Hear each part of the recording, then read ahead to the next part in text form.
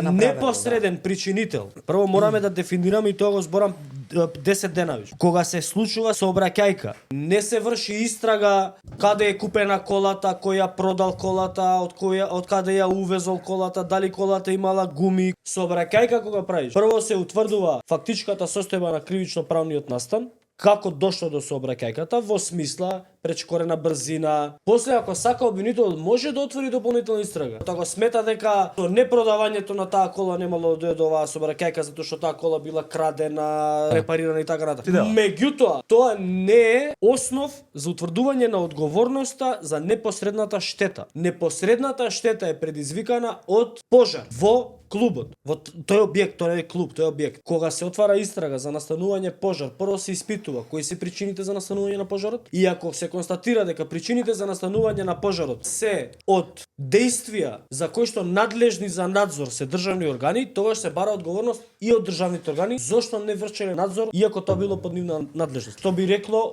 да речам прости зборови. Ако имаме непосредна причина за настанување на штетата пожар, тогаш се утврдува пожарот настанал од злоупотреба на пиротехнички средства. Пиротехничките средства се регулирани со закон. Согласно закон надзорот на пиротехничките средства ги врши МВР. МВР не извршила контрола на тие пиротехнички средства и не ги спречила да ги користат и настанал пожар. Значи одговорни се таа ситуација собственикот на објектот и одговорна е полиција.